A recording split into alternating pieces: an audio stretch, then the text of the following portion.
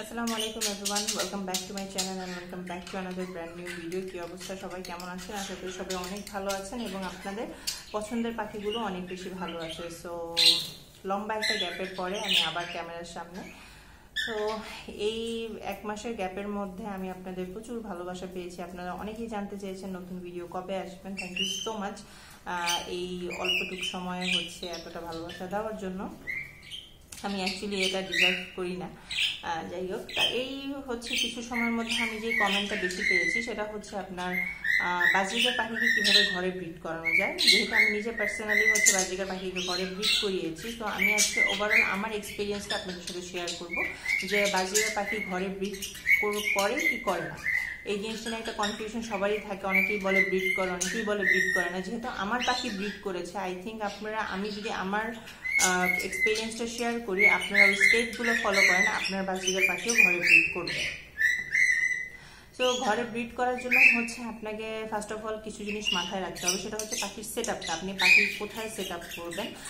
এমন আছে যে আপনি দরজার পাশে সেট আপ করতে চাচ্ছেন, মানে এমন জায়গা সিলেক্ট করবেন যেখানে লোকের আনাগোনা কম। লোকের আনাগোনা রুমের মধ্যে মানে আপনি ওই কর্নারটাতে কম যান, বা আপনার ফ্যামিলি মেম্বাররা ওই কর্নারটাতে বেশি আসা যাওয়া করে না। পাখির কেসটা ঠিক ওইরকমভাবেই সেট করতে হবে।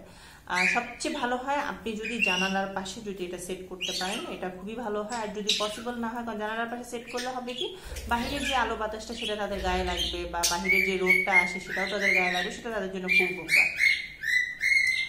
সো এরকম সেট আপটা অনেক ইম্পর্টেন্ট। আর সেকেন্ড যে জিনিসটা, আপনি সেট আপ যখন করবেন তখন ওই সেট আপটা আপনি বারবার নড়চড় করবেন না। মানে কখনো পাখিকে বারান্দায় নিচ্ছেন, কখনো রুমে নিয়ে আসছেন।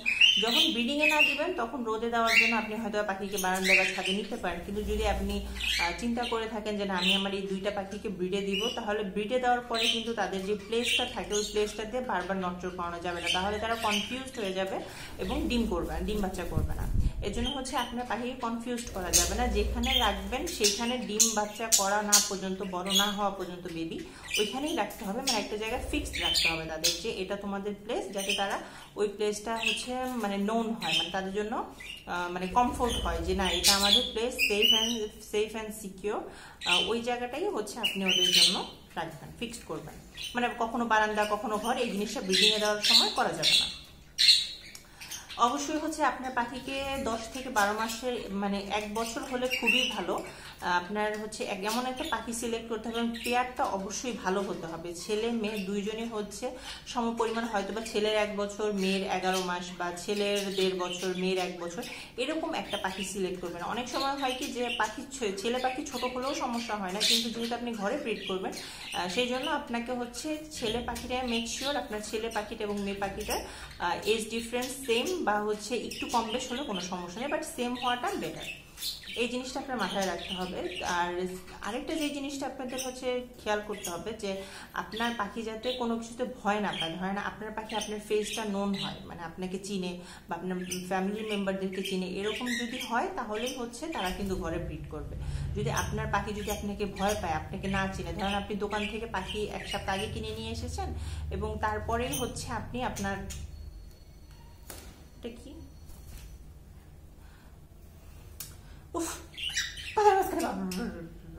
আমি ভুলে গেছি না এখন আমি কি বলতেছিলাম। আচ্ছা, যেটা বলতেছিলাম সেটা যে আপনার দেখা যাবে যে আপনি দোকান থেকে পাখি কিনে নিয়ে এসেছেন, তার 1 সপ্তাহ পরে আপনি ব্রিডে দিয়ে দিলেন পাখিকে। আপনার পাখি আপনাকে চিনে না, আপনি রুমে গেলে সে অনেক ছটফট করে, অনেক উড়াউড়ি করে।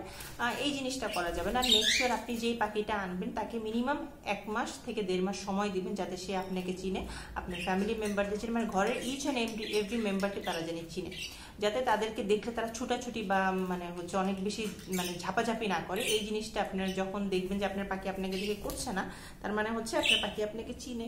এটা কোনো কথা? আমার চুল, আরে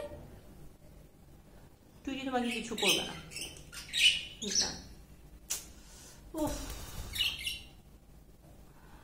এই জিনিসটা আপনাদের করা যাবে না, যে পাখি আপনাকে চিনতেছে না, আপনি প্রথম সপ্তাহে এনে ওকে ব্রিডে দিয়ে দিলেন, এই কাজটা করা যাবে না।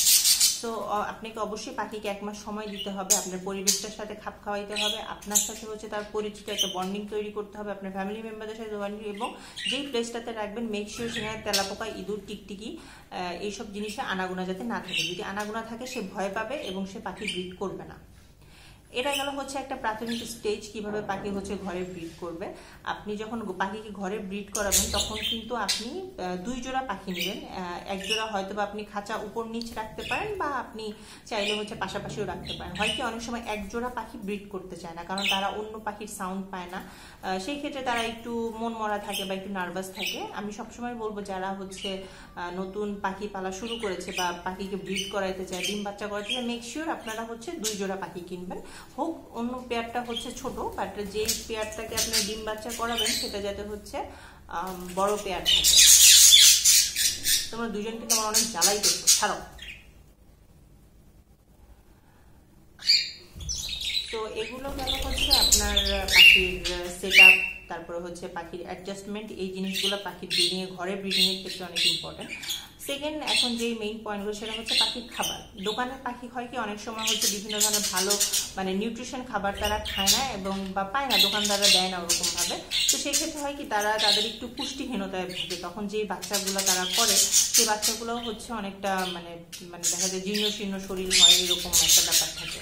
সেই ক্ষেত্রে আপনাকে হচ্ছে পাখিকে সপ্তাহের মধ্যে egg food, soft food, vegetables, fruits, fresh food, এই সব জিনিস হচ্ছে পাখিকে প্রোভাইড করতে হবে। পাখি যেসব খাবারগুলো খেতে পছন্দ করে এরকম খাদ্য তালিকা আমার চ্যানেলে করা আছে, ওই ভিডিওগুলো আপনারা দেখে নেবেন, তাহলে আপনারা কিছু আইডিয়া পাবেন যে বাজরিগার পাখি কী কী খেতে পছন্দ করে এবং কী কী দেওয়া উচিত ওদেরকে।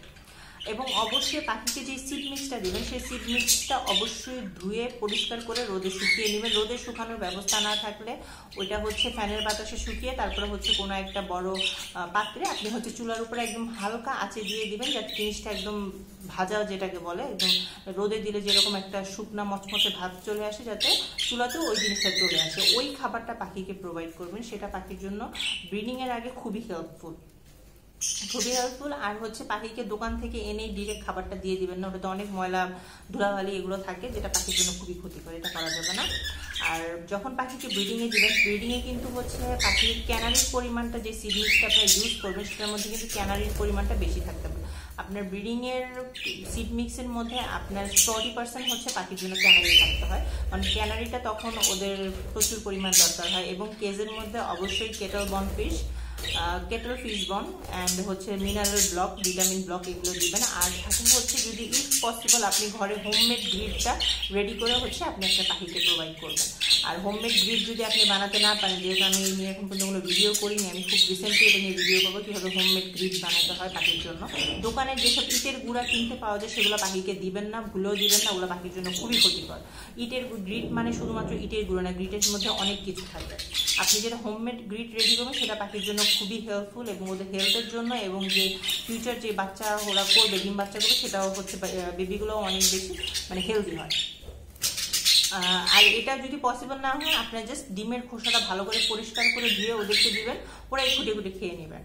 তো আপনার ব্রিডিংয়ে দেওয়ার সময় ঠিক 1 মাস আপনাকে পাখিকে স্টেপ বাই স্টেপ আপনাকে অভ্যস্ত করাতে হবে, মানে আপনাদের সাথে সে যাতে অভ্যস্ত হয়, ইনভায়রনমেন্টটা যাতে সে হচ্ছে সেফ মনে করে, যে না আমার ইনভায়রনমেন্টটা সেফ আছে, আমি এখানে ডিম বাচ্চা করলে কোনো ধরনের ক্ষয়ক্ষতি আমার বাচ্চার হবে না, এরকম একটা ইনভায়রনমেন্ট ওকে রেডি করে দিতে হবে।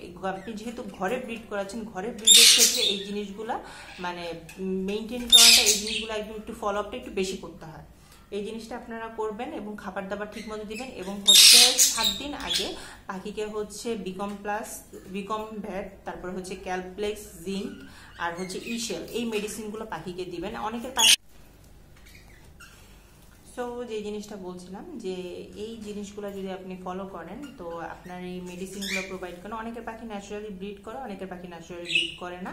তো এই জিনিসগুলো আপনি স্টেপ বাই স্টেপ ফলো যদি করেন, ইনশাল্লাহ আপনার পাখিও ঘরে ব্রিড করবে। বাজরিগার পাখি আমার প্রথম ঘরের ব্রিডে হচ্ছে 7টা ডিম করেছিল আমার পাখি, এবং মাশাআল্লাহ 7টাই হচ্ছে ডিম থেকে বাচ্চা করেছিল। আমি আমার ওই এক্সপিরিয়েন্সটাই শেয়ার করলাম আপনাদের সাথে, যে এইভাবে আমি আমার পাখির টেক কেয়ার করেছিলাম, এবং হচ্ছে এইভাবে আপনিও যদি ফলো আপ করেন আপনার পাখি অবশ্যই ডিম বাচ্চা করবে। ঘর হচ্ছে ঘরের প্লেসটা একটু সেন্সিটিভ, এটা যদি আপনি বারান্দায় করেন হয়তো এত ইনস্ট্রাকশনের দরকার ছিল না। যেহেতু আপনি ঘরে ব্রিড করাতে চাচ্ছেন, আপনার মেক শিওর আপনি স্টেপ বাই স্টেপ এই জিনিসগুলো হচ্ছে ফলো করছেন এবং আপনার পাখিকে ঘরে একটা অনেক সুন্দর একটা এনভায়রনমেন্ট দিচ্ছেন, সেফ এনভায়রনমেন্ট। মানে যেমন আমাদের একটা প্রাইভেসির একটা ব্যাপার থাকে, পাখি যখন ডিম বাচ্চা করে বা যখন মিটিং করে তখন মেক শিওর আপনি হুট করে ওর সামনে চলে যাবেন না। আপনি বা দেখছেন ও মিটিং করছে, তো তখন কিন্তু আপনি ওর কাছে যাওয়া যাবে না বা ওকে কোনো ধরনের ডিস্টার্বও করা যাবে না। যে আপনি মিটিং করছেন, আপনি ক্যামেরা নিয়ে চলে যাবেন ভিডিও করতে যে আমার পাখি ফার্স্ট টাইম মিটিং করতেছে, এইসব জিনিস করলে হয় কি যে পাখির প্রাইভেসিটা নষ্ট হয়।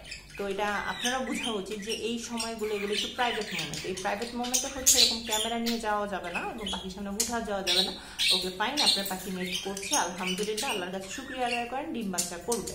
তো এরকম হচ্ছে ওদেরকে একটা প্রাইভেসি দিতে হবে, ওদের জায়গাটা ইনশিওর করতে হবে।